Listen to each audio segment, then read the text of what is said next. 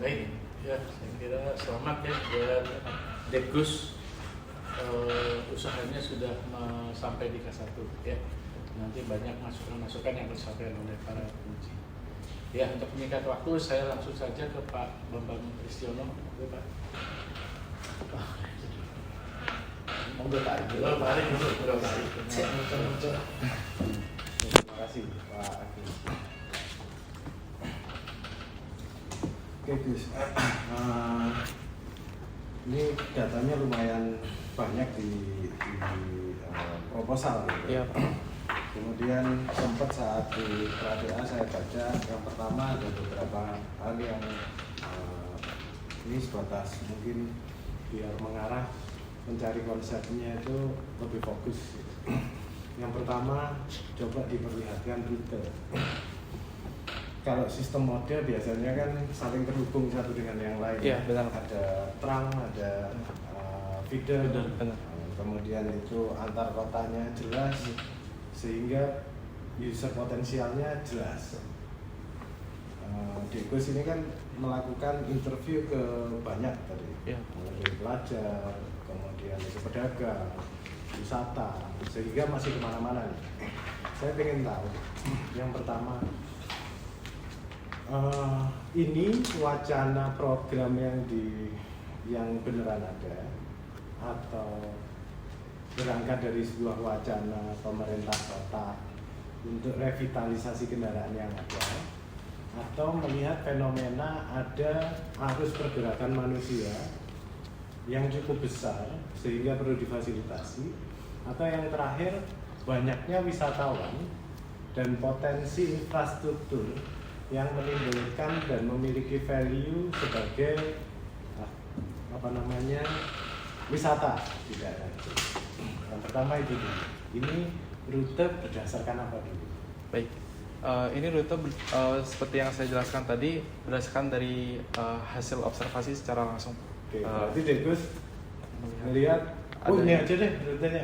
Adanya aktivitas. Atau ada program dari kota? Untuk saat ini program belum ada, Pak. Tapi saya melihat dari observasi langsung itu aktivitas. Observasinya ngelihat banyaknya pergerakan, ngelihat kepadatan, atau potensi wisata? Ngelihat potensi wisata. Soalnya dari rute ini fungsi bangunannya memang sangat dipadati wisatawan. Bangunannya dipadati. Fungsi bangunannya seperti kayak lahan kayak hiburan, wisata alamnya. Makanya ada yang misi tadi menyebutkan feeder tapi tidak saling terhubung. Tiba-tiba ada rute. Sedangkan interviewmu ke pelajar, ke pedagang, barusan kan jelas wisatawan, potensi wisata, gitu ya. Mungkin lebih banyak nyari insight-nya ke wisatawan. Apalagi mancanegara dan pergerakan orang di situ. Bisa jadi nggak pelajar di situ, bisa jadi pelajar tapi bukan segmen utama. Gitu ya. Itu mengarah pada calon pengguna potensial. Biasanya ini kan kalau wacana pemerintah panjang kan, mulai dari kapasitas penumpang itu kan dari arsitektur, planologi, bukan dari desain produk biasanya, yang mengarahkan pada ini kapasitasnya berapa, kan dilihat rute, pergerakan, gitu kan, dilihat nanti headway-nya berapa, kapasitasnya kayak gimana, existing sebelumnya dilihat kelemahan dan kelebihannya dipertahankan, kelemahannya disesuaikan karena hubungannya sama bisnis juga kan. Nah ini Dekus menentukan kapasitas penumpang dari mana? Jadi kenapa saya menentukan kapasitas penumpang itu di 12 penumpang? Yang pertama, berdasarkan dari hasil observasi langsung, saya mendapati bahwa adanya keterbatasan dimensi kendaraan, Pak, yang dapat melalui rute-rute yang telah saya tentukan ini. Terdapat keterbatasan dimensi kendaraan untuk di jalan wisata Bali yang sempit dan padat ini, Pak. Lalu yang kedua, saya mempertimbangkan dari kenyamanan ergonomi, dan yang ketiga saya mempertimbangkan juga dari efisiensi operasional seperti yang Bapak bilang tadi. Pada rute pendek ini maksimal di satu kendaraan itu bisa berapa orang. Lalu Yang terakhir saya menyesuaikan dari tipologi kendaraan existing yaitu shuttle bus Sanur. Oke, bisa dibilang berarti saya pakai 12 deh, nggak ada perhitungan sebelumnya, tapi berasumsi kayaknya maksimal 12 gitu kan barusan. Iya. Sebelumnya ada existing nggak? Shuttle bus Sanur itu Pak. Ini Pak. Rutenya apakah sama? Rutenya ini dia beroperasi di Sanur. Di Sanur aja? Di Sanur ya, hanya di Sanur. Yang di rute tadi? Belum ada. Belum ada. Belum ada. Kalau di Sanur kelemahannya apa? Di Sanur kelemahannya sama seperti di Kuta dan Ubud, kemacetan dan Nah, jalan wisata yang kelemahan existing ini. Oh, kelemahan kelemahan nggak senang duduk, orangnya berdiri, kalau bawa bayi susah. Karena kebanyakan wisatawan keluarga, baik. karena sebelumnya di rutemu lagi.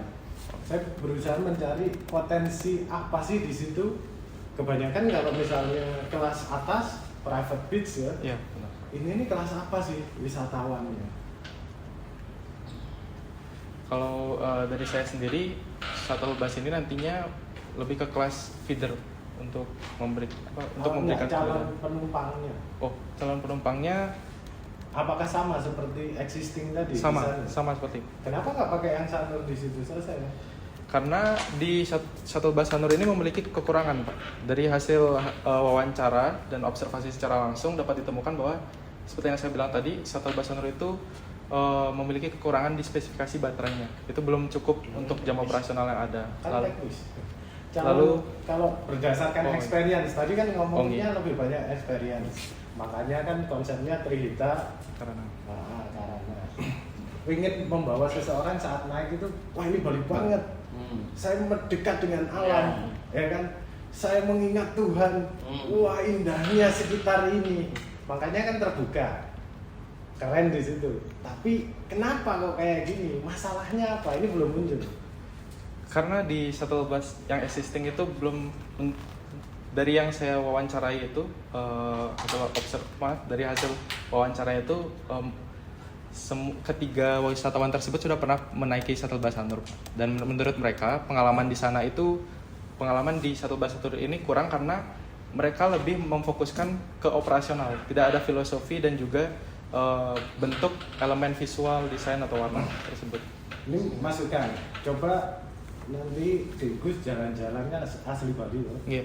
Jalan-jalan di sekitar sana, kalau nemu wisatawan coba ditanya experience apa yang Anda dapatkan saat jalan-jalan di sini. Kalau misalnya jalan kaki Anda digantikan kendaraan, apa yang hilang?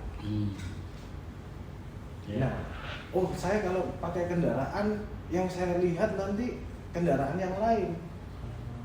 Berarti memang harus terbuka. Kalau saya pakai kendaraan, saya nggak bisa bergandengan dengan anak saya, dengan istri saya. Berarti harus intimate. Ngapain berjajar kayak gitu? Kalau saya naik kendaraan, saya bawa stroller nih, karena ini adalah wisatawan murah bagi orang mancanegara ya. Kalau mahal mungkin nggak di situ, di private yang lain. Dan mungkin saya nggak pakai kendaraan umum, mungkin ya kalau wisatawan itu. Apa sih yang dicari sehingga Trihita Karana itu bisa terimplementasi? Gitu ya, ini masukan aja. Mungkin pendalaman terhadap calon user potensial akan membawa Gus itu melihat permasalahan lebih dalam, tidak hanya sebatas teknis, tapi ke konseptual, sehingga value kendaraan ini lebih. Karena kalau misalnya dikasih mobil golfnya ITS aja, stripingnya Jalak Bali selesai ya. Sebenarnya kan bukan itu experience. Fishnya diganti, liverynya diganti, gitu aja kan selesai sebenarnya. Kan enggak kan? Trihita Karana itu kan lebih dekat dengan alam. Dan menurut saya masukannya coba didesain dari interiornya dulu, bukan eksterior. Hubungan orang di dalam, adep-adepan nggak, berjajar ke depan nggak. Kalau berjajar ke depan nggak bisa ngobrol, apakah penting ngobrol? Apakah penting capture sekitar? Apakah penting menghirup udaranya? Itu hanya bisa didapatkan saat tanya ke orang-orang di situ, bukan online. Tanya ke orang-orang di situ. Baik. ngerasain sendiri experience-nya. Kalau teknis, mungkin teknik mesin bisa nyari platform, dirubah livery-nya, selesai. Beberapa campaign dari desainer produk bahwa kita itu bisa menyuguhkan konseptual yang memberikan experience, gitu kan? Dan itu kan yang meriahkan.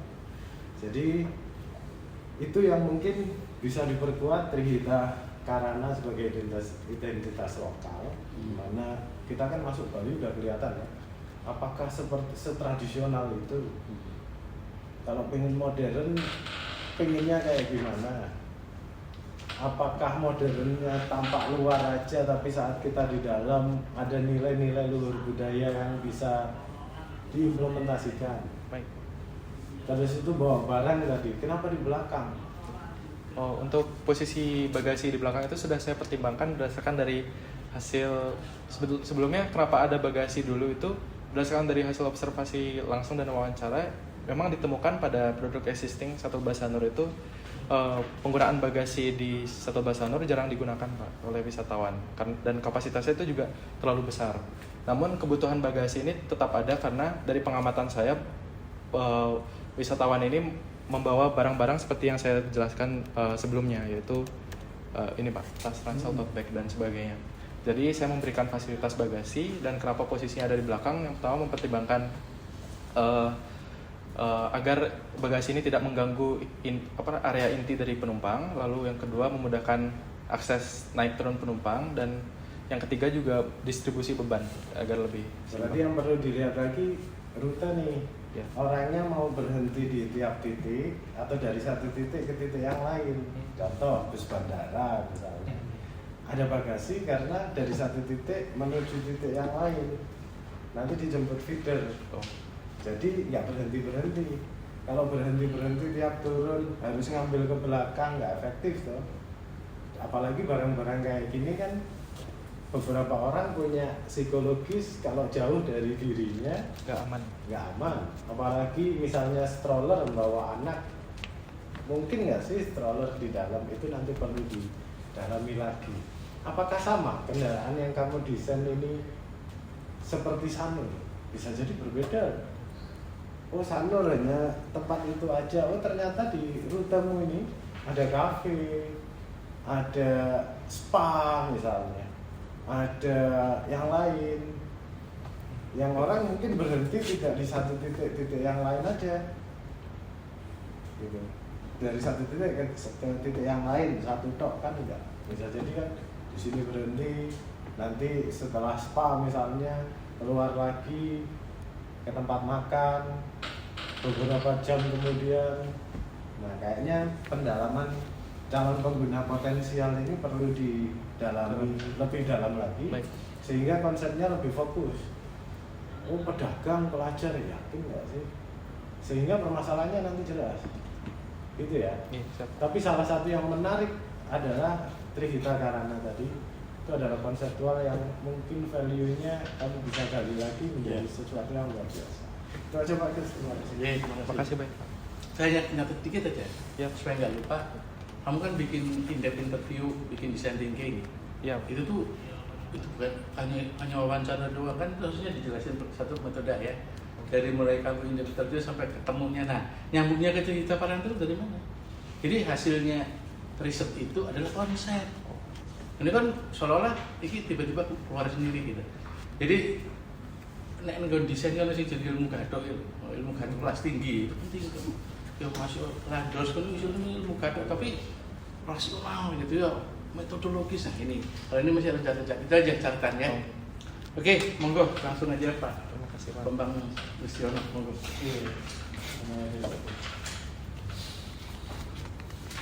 Iya, model Gus. Iya Pak. Panggilannya Gus. Iya Pak. Gus. Gus. Iya. Ya ini kan K1 ya. Jadi K1 itu kan masih planning ya, usulan judul gitu ya. Iya Pak. Ya, jadi mungkin masih terbuka ya untuk apa ya, mencari yang lebih pas mungkin ya. Iya Pak. Makanya perlu kita diskusikan mungkin ya. Kira-kira apa namanya? Urgensinya itu apa gitu ya? Nah, mungkin kalau saya pertanyaan pertama mungkin itu aja ya. Jadi di Gus ini kan memang asli Bali. Iya Pak. Asli Bali ya, bener ya? Benar. Lahir kecil besar di sana gitu. Iya benar. Bukan Bali yang di Jawa ya, bukan ya? Bukan. Ya. Ya, berarti kondisi sana udah cukup punya experience ya. Sudah cukup Banyak gitu ya. Iya. Iya. Sudah pernah naik shuttle bus ya? Yang di Sanur itu sudah pernah, dan Transmetro Dewata juga pernah, Trans Sarbagita pernah. Sudah pernah. Ya sering baru beberapa kali. Sering dari SMA. Oke, mungkin pertama ini aja ya. Jadi kenapa mahasiswa ngambil judul ini gitu kan? Ya, saya pengen tahu urgensinya itu apa gitu. Kenapa saya Urgensinya apa ambil judul ini? pengambilan judul ini dan objek perancangannya itu shuttle. Kenapa saya mengambil itu? Karena yang pertama, akses dari wisatawan menuju ke kawasan wisata utama inti itu belum terpenuhi dengan baik Pak, dan di mana mereka masih menggunakan kendaraan pribadi dan rental dan sebagainya. Lalu yang kedua, transportasi umum di Bali itu belum dapat menjangkau ke kawasan inti wisata utama dengan jalan yang sempit tadi karena adanya regulasi pemerintah juga. Lalu yang ketiga, shuttle ini dapat memberikan pengalaman berkendara bagi penumpang dan juga memperkenalkan budaya lokal dari rute-rute yang dilewatinya. Dan yang terakhir, shuttle ini bisa menjadi ikon wisata berkelanjutan di Bali. Iya. Jadi itu hal yang ditemui kira-kira yang perlu diselesaikan gitu ya. Nah, desain produk ini kan sebuah bisnis. Iya betul ya? Ya. Jadi kita mendesain kalau lagi transportasi kan ya. Itu kan mesti akan dibuat ya untuk berbisnis. Betul kan ya? Benar. Bayar kan di sana ya? Bayar. Naik shuttle bayar. Bayar berapa? Untuk di shuttle bus Sanur sendiri tiketnya 5.000 Pak. 5.000. Iya, 5.000 per sekali. Itu overall gitu, overall ya. itu bisa Sama itu semua. bisa gratis selama 1,5 jam. Jadi mau 1,5 jam pakai itu, mau muter-muter juga boleh. Untuk di shuttle bus Sanur. Untuk di Transmetro Dewata sama 5.000 juga. Ya 500 untuk semua berarti. Enggak ada Iya, yang benar. lebih murah dari luar. Untuk Trans Sarbagita sebenarnya saya sudah agak lama tidak naik itu Pak. Itu beda. Ya, ini penting gitu ya. Iya. Jadi kalau nyambung mungkin tadi pertanyaan Pak Ari Kurniawan mungkin ada hubungannya gitu ya. Iya. Jadi kamu perlu tahu spesifik ya tentang target konsumennya gitu. Ya kan itu bayar soal gitu ya. Bener nggak? Benar. Ya kan? Dan itu kan harus dipahami ya. Jadi kamu juga harus berpikir positif ya. Semua desainer tuh pinter-pinter ya, bukan goblok gitu kan. Jadi misalnya ada desain yang kurang bagus, belum tentu desainernya goblok ya. Emang harganya murah kan? Paham ya? Ya cukup segitu aja gitu ya, ya kan? Ya kamu kan pernah naik nggak Mirawi di Surabaya? Pernah. Kan mirip ya? Ya. Shuttle juga kan? Iya. Nah iya, piro bayar? Saya 5.000 Nah ya makanya 5.000 udah cukup enjoy dengan yang dikeluarin naik itu. cukup. Nah iya kan cukup itu aja gitu. Paham ya? Ya kan gitu ya? Ya, itu kan ya pertimbangan gitu kan. Ya, kalau desainnya mahal ya pasti bayarnya mahal. Desainnya bagus ya mahal gitu kan ya. Jadi itu penting ya untuk mendasari ya. Ya karena kita harus hadir di dunia real. Ini kan project real ya. Bukan project masa depan ya. Bukan untuk 2050 enggak ya. Ya berarti kondisi sekarang kan. Ya, berarti harus seperti itu berpikirnya, gitu ya. Nah, itu untuk dijalankan, ya berarti harus ada ya pihak-pihak yang berbisnis di situ. Ya, gitu. Jadi Anda mengamati sih oke tadi ya, apa tadi yang dia tadi ya, kurang pas gitu. Itu udah dikonfirm belum sama pebisnisnya? Betul. Sudah dipelajari belum? Sudah tahu nggak bisnis model ya? Shuttle bus di sana ya? Baik. Untuk perancangan shuttle bus kali ini saya memikirkan bisnis modelnya itu sebuah terintegrasi, selain terintegrasi dengan moda transportasi seperti Transmetro Dewata dan Sarbagita, itu juga perlunya ada dukungan dari ekosistem sekitar seperti pengusaha lokal sekitar Pak, di mana pengusaha lokal seperti restoran atau hotel itu memberikan pegawainya sebuah akses kartu, di mana akses kartu yang nanti dapat dibayar selama per bulan, lalu pegawai tersebut tidak perlu memarkir kendaraannya di pinggir jalan atau mungkin di hotel dan hanya cukup di sentral parkir saja. Lalu nanti mereka dapat menaiki ke tempat kerja mereka itu dengan shuttle yang telah diberikan nanti. Iya, ini masukan ya. Jadi kamu harus menjelaskan ini juga di latar belakang. Ya, gitu kalau masuk dari saya ya. Karena dari situ harus tahu ya semua stakeholder yang terlibat itu kayak apa gitu ya. Itu kan mungkin dari segi yang kamu jelaskan dari segi konsumen gitu ya. Untuk naik gitu ya. Nah, yang mengoperasionalkan shuttle ini siapa? Kalau dari shuttle bus Sanur itu yang mengoperasikan itu Bupda di sana Pak, yaitu Bagan Usaha Paduan Desa Adat. Ini ketua Bupda intaranya. Dan drivernya juga dari warga lokal. Swasta? Enggak Pak, jadi kayak koperasi di desa adat sekitar. Dan dia bermitra enggak juga dengan pelaku bisnis yang lain? Sebenarnya bermitranya itu masih dalam wacana gitu Pak, belum direalisasi. Sekarang yang jalan itu kan sudah ada. Iya, mereka cuma beroperasinya sendiri dari Bupda ini sendiri.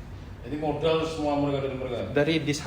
Dari Dishub Gianyar, Dishub dan Pasar memberikan modal, lalu ada konsultan dari programnya juga dari WRI, baru mereka yang mengoperasikan semuanya mandiri. Jadi modal dari pemerintah. Dari pemerintah. Nggak terlibat swasta. Nggak terlibat sama sekali. Nah itu kan perlu mungkin ya ditanya itu ya. Oh itu. Ya, apakah mau seperti terus? Ya kayak gitu kan. Gitu. Ya biasanya kalau close kayak gitu ya mungkin susah ya diajak maju dunia gitu ya. Ya gitu ya. Karena anggarannya ya mungkin kalau dari pemerintah kan ya terbatas gitu ya. Ya tapi kalau kamu punya banyak mimpi, banyak ide dan lain-lain, biasanya pihak swasta mungkin yang lebih tertarik gitu ya. Ya seperti itu kan ya. Gitu ya kan. Ya karena ya ini kan hal yang perlu diketahui ya. Jadi kalau ya kayak Mirawi Surabaya itu digaji ya sebenarnya ya. Gitu kan, itu kan apa namanya model baru dari wali kota gitu kan ya. Iya betul. Dulu kan bimo-bimo itu kan bersama dengan swasta ya gitu ya, Benar. seperti itu.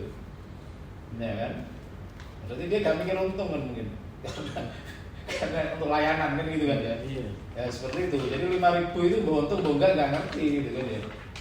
Nah, kamu ini mungkin mirip seperti itu kali. Ya kan karena dari dana pemerintah gitu. Iya. Kan.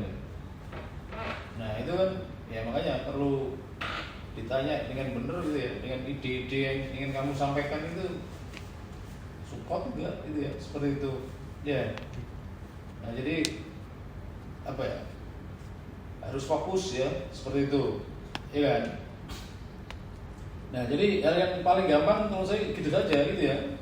Jadi berangkat dari hal yang real ya, karena ya kamu harus memperbanyak apa namanya data yang dari stakeholder bener yang terlibat di sana gitu. Ya gitu. Ya jadi masih seperti itu, ya, belum berpikiran ke swasta gitu ya, seperti itu ya. Nah, tadi kan juga termasuk kalau saya baca di beberapa rumusan masalah dan konsepmu ya itu kan pengen bikin electric vehicle, ya kan?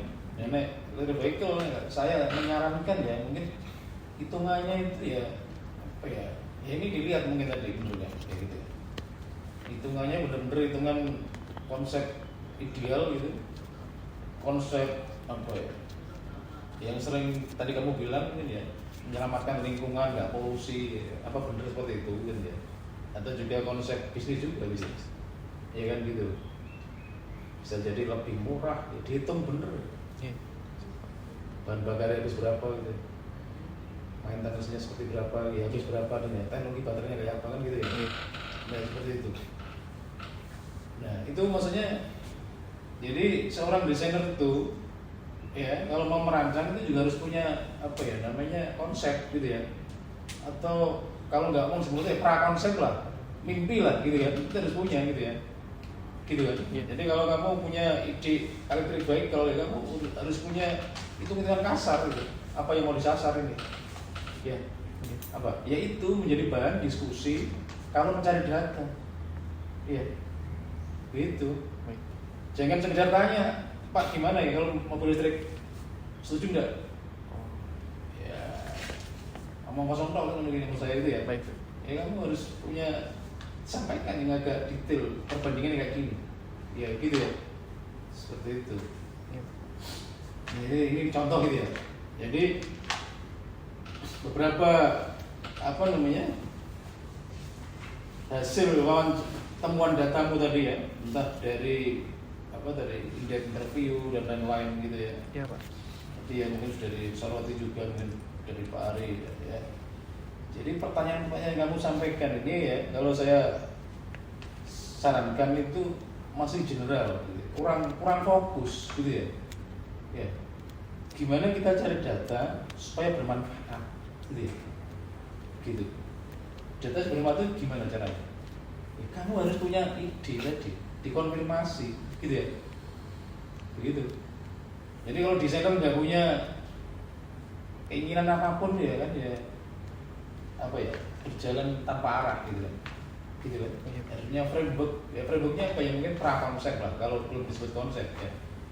Jadi konsep itu mungkin kan hasil riset yang kamu buat ya, dikristalisasi disimpulkan jadi sebuah konsep. Tapi paling tidak kan punya dulu ide awal gitu kan ya. Nah ide awal itu yang men-trigger menjadi beberapa hal ya yang akan ditanyakan gitu ya. Jadi jangan bertanya yang sifatnya general seperti ini ya, saya baca itu ya, seperti itu ya. Ya gitu. Jadi pengen apa misalnya? Mau arahnya electric vehicle, ya dikupas hingga habis tanya tentang itu. Iya kan? Baik.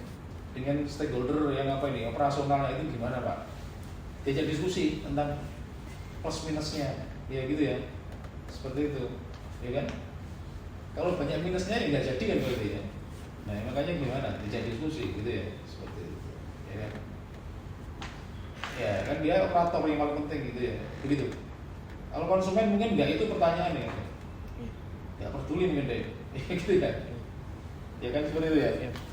Nah, kalau konsumen ya mungkin pertanyaan yang tadi mungkin mirip-mirip pertanyaan Pak Ari, ya fokus pertanyaan yang hubungan dengan situasi konsumen.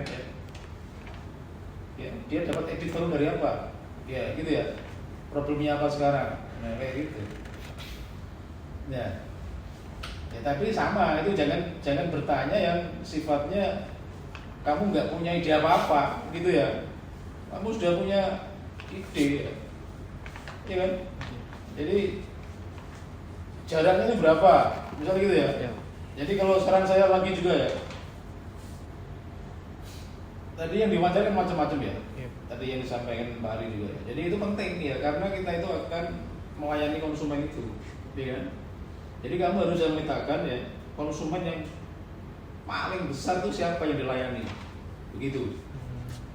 Ya kan? Kamu ini kan kalau lihat kan ke mahasiswa gitu ya, ada ya, begitu ya, seperti ya. Mahasiswa, keluarga, gitu ya kan, sama mancanegara. Dosen, kalau misalnya ya. Ya. Nah, apakah benar ya? Saya tanya ke orang-orang ini apa benar gitu? Ya kan seperti itu, ya kan? Ya kalau mau tanya ke banyak orang bagus gitu ya. Tapi waktunya cukup enggak? Ya kan gitu ya. Ya kan, kalau saya menyarankan ya mungkin kalau wawancara ke konsumen potensial itu kan cukup 3 saja. Ya karena waktunya terbatas gitu ya. Tapi 3 itu yang potensial. Potensial itu yang ranking pertama kan yang paling banyak naik ini. Ya gitu ya. Seperti itu, ya kan? Ya. Ranking keduanya siapa? Kan gitu kan, itu yang difasilitasi. Ya tentunya mungkin ada regulasi meskipun minor tapi harus dipenuhi kan.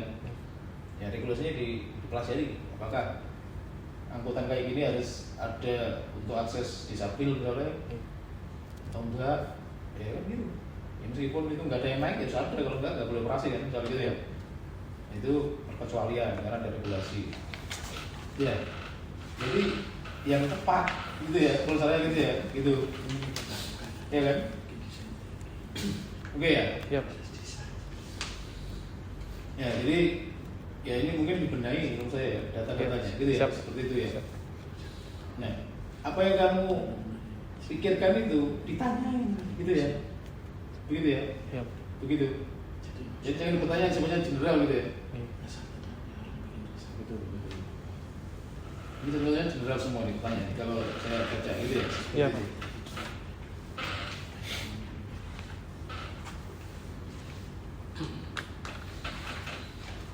Ya, nah, oke.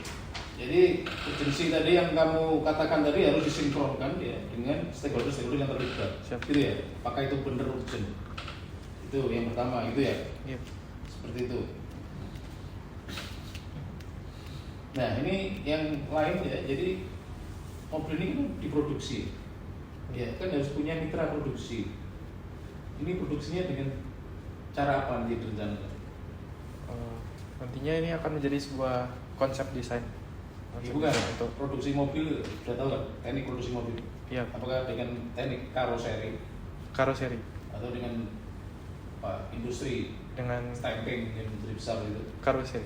Karoseri. Iya, karena masih menggunakan platform yang berarti teknologi harus karoseri. Ya. Nah, tanyanya udah juga survei ke mitra produksi? Belum. Itu juga perlu. Sudah punya gambaran juga kan? Kamu desain kalau nggak match dengan apa ya, teknologi produksinya kan ya nggak ada dibuat ya. Tolak nanti ya, gitu ya. Seperti ya, gitu ya. Siap. Jadi perlu belajar juga, perlu tahu juga teknologi mitra karosinya siapa yang dipilih. Iya, gitu. Ya tanya sana operasionalnya gitu. Biasanya kemana dia kesini, gitu ya. Ya. Ya seperti itu ya. Perlu infrastruktur khusus apa enggak?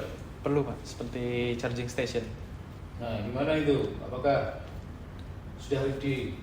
Misalnya itu. Untuk saat ini di rute potensial yang ada itu belum ada Pak, tapi ada central parkir di mana itu bisa jadi makanya gateway. kalau kayak gitu kan perlu tadi kan wawancara yang terkait kayak gitu ke pihak-pihak stakeholder yang terlibat. Nah, gitu loh yang maksudnya ya. Ini gimana gitu ya.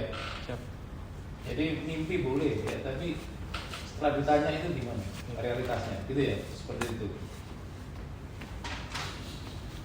Oke ya. Jadi sisanya mungkin masukan ya.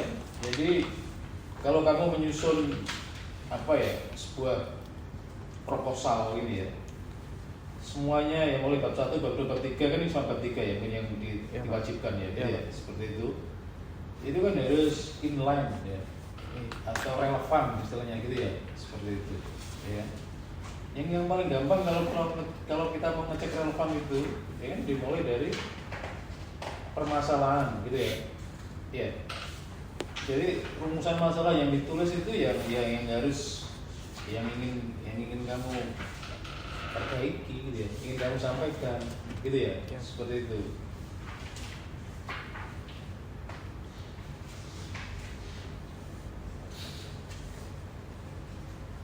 Nah, rumusan masalah yang ditulis itu ya pasti harus ditunjang ya tadi ya dengan data-data yang dicari. Nah, itu aja yang paling gampang gitu ya. Siap. Ya.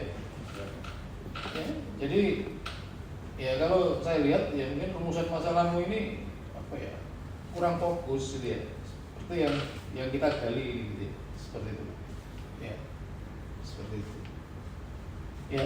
Ya contoh misal tadi pengennya bikin electric vehicle gitu ya, ya mestinya kamu sampaikan dengan baik ya di rumusan masalah ini kenapa perlu electric vehicle gitu ya, seperti itu ya.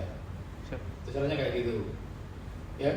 Terus kalau diruntut ya di latar belakangnya ada bahasan itu mesti kenapa sih perlu mobil listrik gitu ya, yang lebih detail ya karena mau ngarahnya ke situ ya kan. Baik. Gitu kan. Nah yang lain tadi misal ya pengen, nah ini tapi masih kalau saya juga masih nggak yakin gitu ya. Idenya kan pengen apa ya? Mobil yang panoramik gitu ya. Yang terbuka. Nah, iya kan panoramik istilah gitu ya. Gitu ya. Ya. Nah, apakah itu urgent? Nah, gitu ya. Itu kalau saya sih masih perlu diuji. Begitu. Iya kan? Iya. Gitu. Kalau saya nggak yakin itu urgent juga, ya gitu ya, seperti itu. Iya kan? Dengan bayar 5.000 gitu ya. Panoramiknya itu apa gitu? Ya. Apakah panoramiknya terbuka? Kalau hujan gimana? Untuk hal tersebut sudah saya pertimbangkan Pak. Jadi desainnya ini terbuka di bagian samping di mana pastinya terdapat juga kompromi dari desain tersebut, dan hal ini sudah saya pertimbangkan mulai dari segi keamanan. Saya tekankan di bagian akses buka pintu masuk penumpangnya, dan untuk pelindungan dari hujan dan debu itu saya berikan fitur roll up transparent PVC curtain. Jadi nanti ada jendela yang bisa terintegrasi di shuttle ini, jadi dia bisa roll up ke atas dan ke bawah. Dan juga cover bagasi untuk pelindungan barang bawaan. Lalu juga ada pemilihan material interior yang mudah dibersihkan dari konsep terbuka tersebut. Lalu yang terakhir, pengaturan kecepatan operasional di maksimal 40 km per jam. Ya, itu kan perlu dicek yang benar gitu ya, seperti itu ya. Karena berapa sih? Rute perjalanannya berapa? Tadi kan perlu dicek juga gitu ya, seperti itu. Dan urgensinya satu bus itu apa? Iya kan? Ya kan? Apakah menikmati keindahan alam gitu ya, atau ya kecepatan gitu ya, nyampe mungkin gitu ya, rate-nya gitu ya, gitu ya, seperti itu ya. Nah itu kan perlu mungkin dilihat ya, urgensi itu apa gitu ya, karena semua ide kan ya berimbas juga lah dengan biaya produksi gitu ya, seperti itu ya. Ya gitu ya, ya itu juga berhubungan dengan profil dari konsumennya gitu memang gitu ya, konsumennya yang paling banyak itu siapa gitu ya, seperti itu ya. Ini kan wisatawan gitu ya.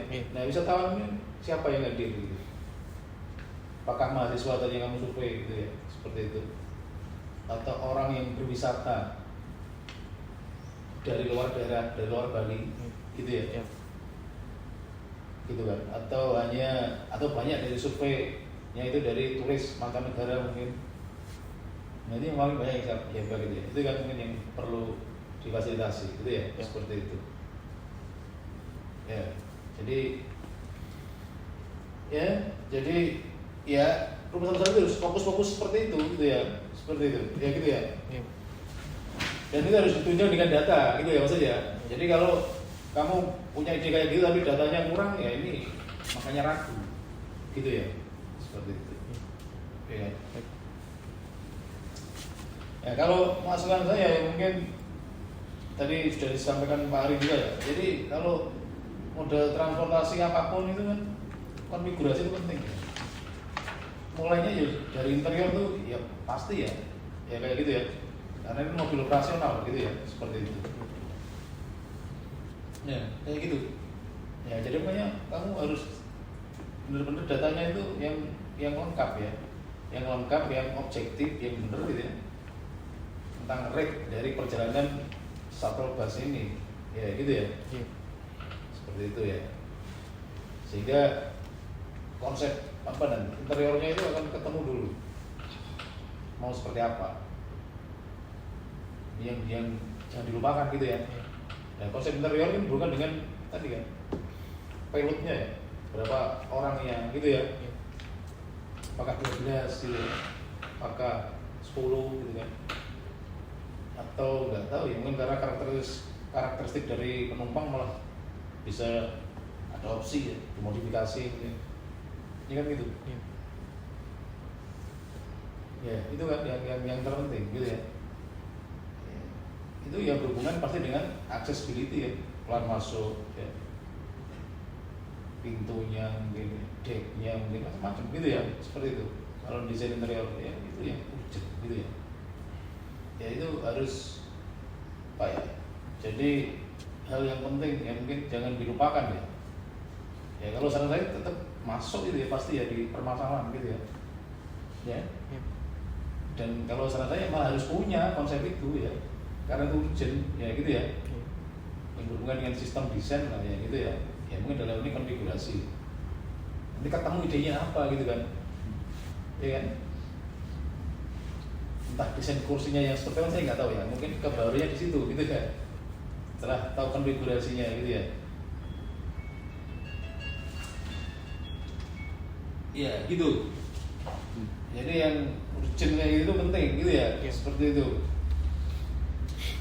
Oke, ya sisanya boleh tadi punya konsep apa tadi, eksterior yang tadi disampaikan, ya gitu.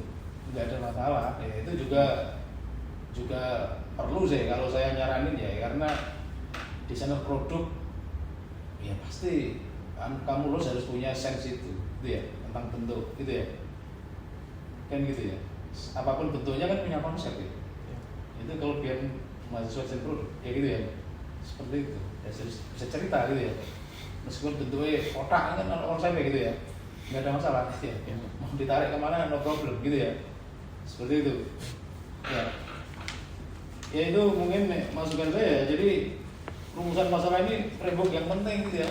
Jadi satu mungkin punya rumusan yang berhubungan dengan intinya yang dari judulmu ya, interior, konfigurasi interior mungkin ya, accessibility dan lain-lain gitu ya, seperti itu. Punya rumusan masalah yang berhubungan dengan konsep bentuknya kali gitu ya, itu dimatengin gitu ya. Ya gitu ya, boleh lah kalau satunya tadi mau ngangkat konsep electric vehicle ya, tapi ya sama ya, dimatengin ya alasannya ya, gitu aja nih saya ya.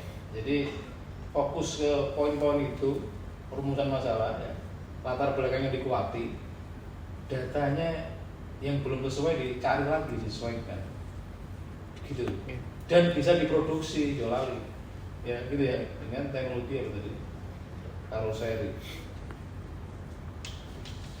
ya. Jadi masih perlu di-match-kan ya rumusan masalah, konsep, dan data. Baik.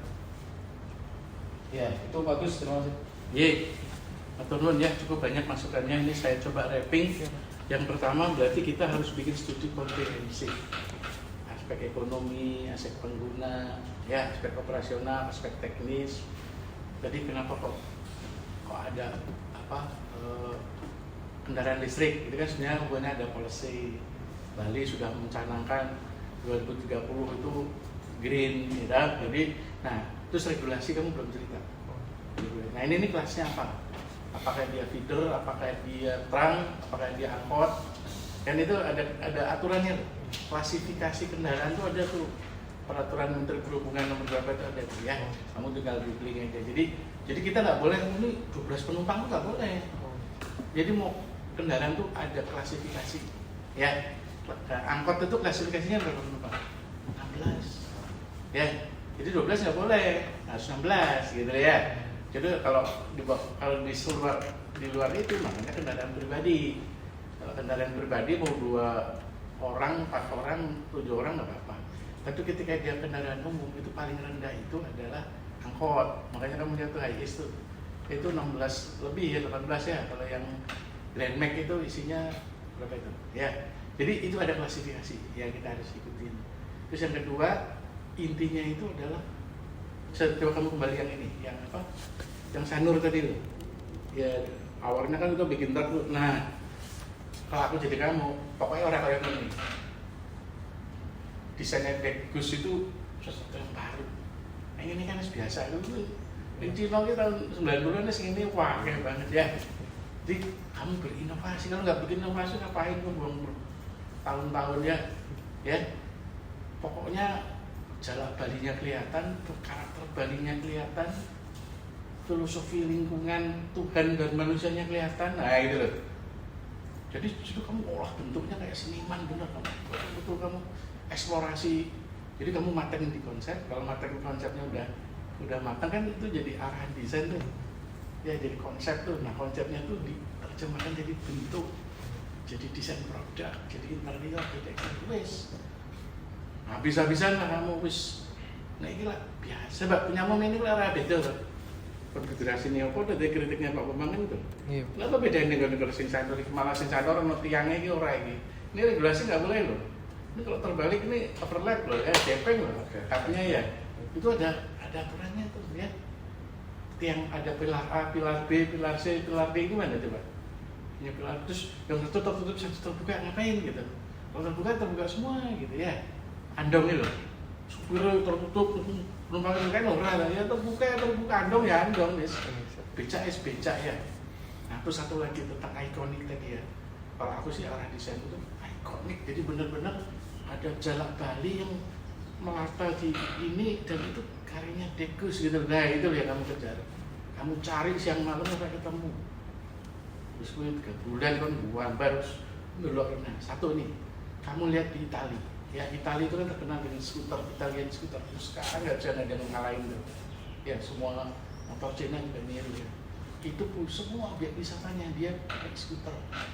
Ada 3 three-wheelers ya, 3-wheeler skuter, Italian skuter. Itu jadi ikon pariwisatanya Italia. Contohnya ini.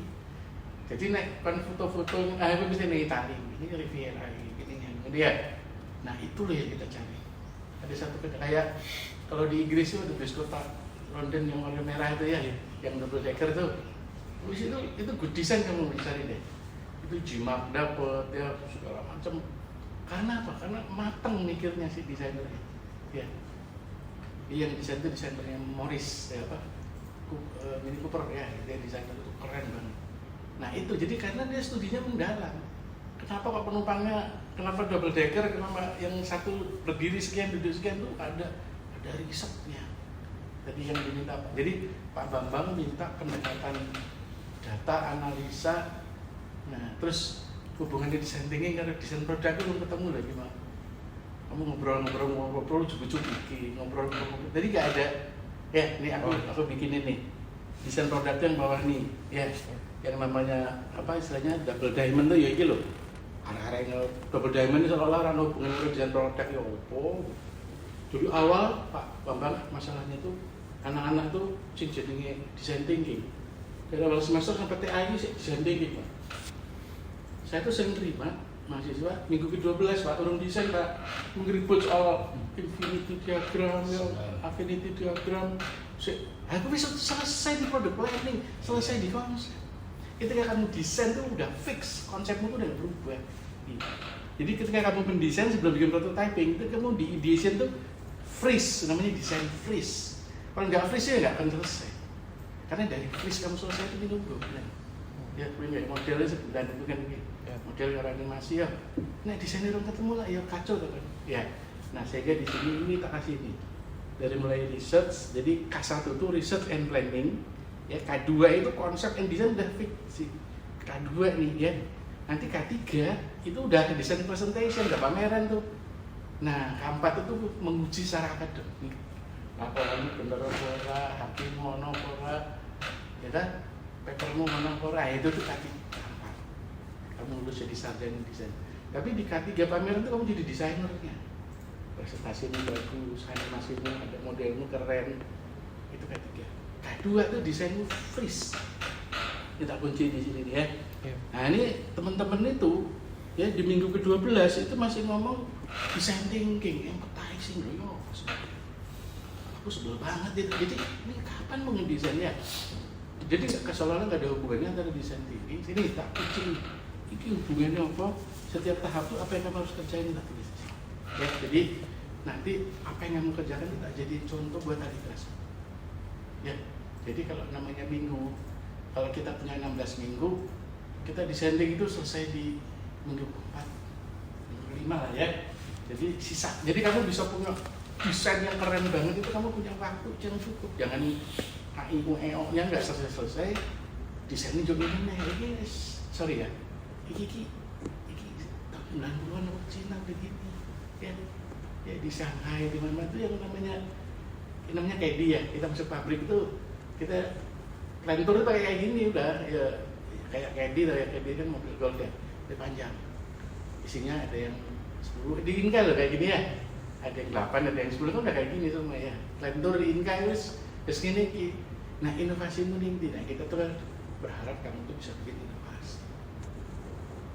Jadi paling enggak itu kalau aku jadi kamu Jalak Bali bagus konsepmu tadi bagus banget tuh yang tri apa tadi?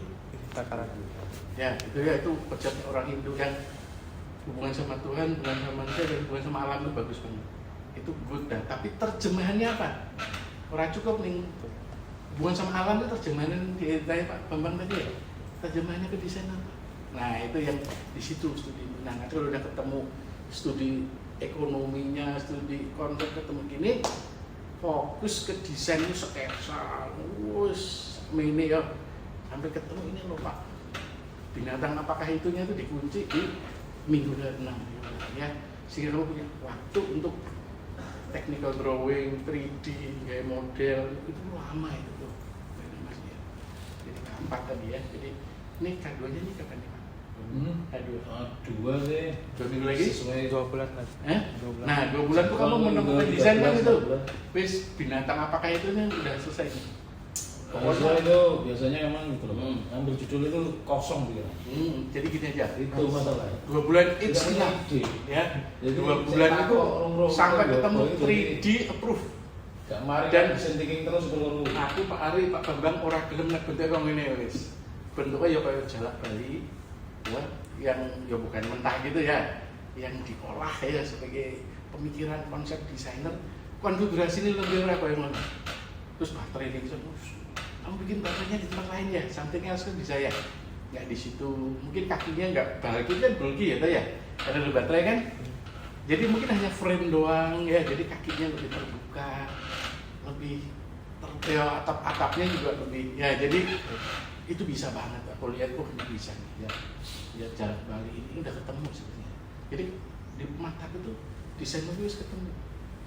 Hanya kamu belum terjemahkan jalan Bali itu menjadi ini dari 2 ini aja udah. Aku lihat ini good ya. Ini kamu bakal menghasilkan sesuatu yang bisa dihakikan lah. Ya jadi awalnya desain industri pasti nggak bisa nih. Jangan kamu dengerin deh, cobain deh desain industri pasti ditolak. Dan ini kan biasa, konfigurasi ini biasa. Kan bentuk konfigurasi ya desain industri itu tahu ya. Ya bentuknya biasa, sama udah banyak. Konfigurasi udah apanya yang baru? Nah kamu itu bentuknya tuh jalak balik. Nah ya. Terus konfigurasinya beda, ya mungkin U, double W gitu ya, W, whatever. Tadi ada intimate, itu udah dibocorin tuh Pak Bambang Pak Ari ya. Ya. Jadi aku masih berharap asistensi lagi kita hasil akhirnya bukan ini ya, setuju ya? Ya, kayak kita pada Sanur. Lopo kan ibu sekolah kita setahun tahun Dr. Sanur ya. Sanur beberapa tahun yang lalu ya. Jadi itu aja ya. Jadi kita berharap kamu bisa ini start awalnya bagus lah. Tapi nanti ada beberapa poin yang kita lengkapin yang nggak perlu buang juga, membingungkan ya, ambiguity yang berarti. Nggak ada nyambungnya antara in-depth interview sama konsep. Jadi konsepnya dihasilkan dari in-depth interviewnya ada beberapa yang, gitu ya.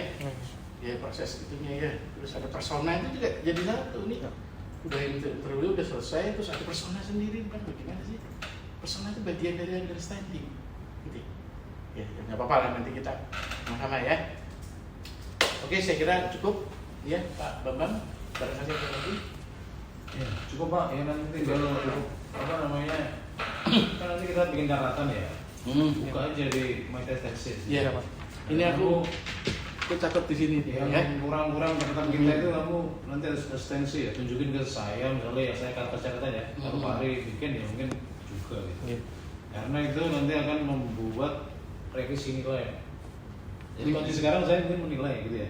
Tapi nek kamu ngasih perbaikan ya mungkin bisa berubah nilainya. Gitu loh ya. Paham ya?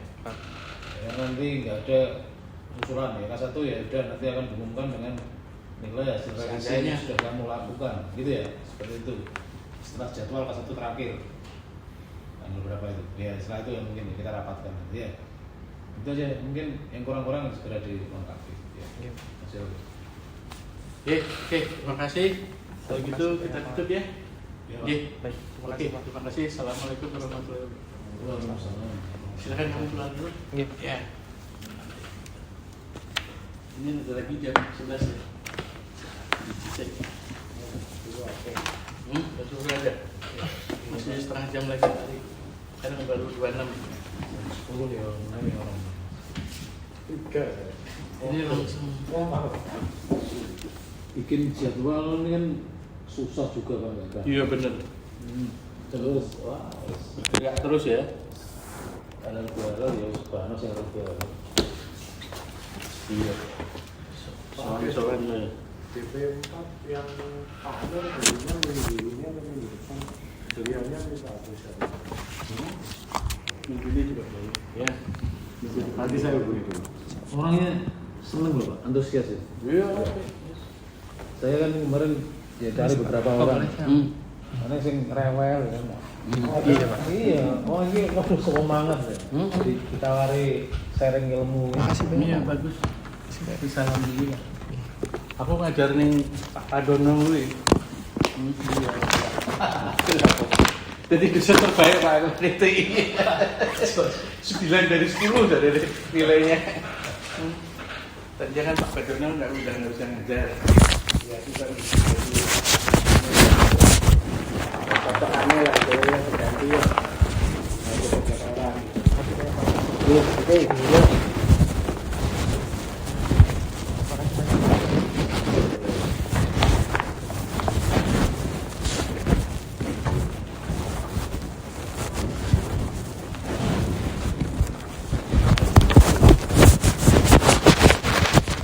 Hai. Kalian juga hari ini? Kapan? Oh di sini? Sama siapa? Pembimbingnya Pak Ari, pengurusnya Pak Ika sama Pak Kapan. Oh oke. Aman. Semangat. Lancar sih. Semoga. Ini serius. Aku balik dulu ya.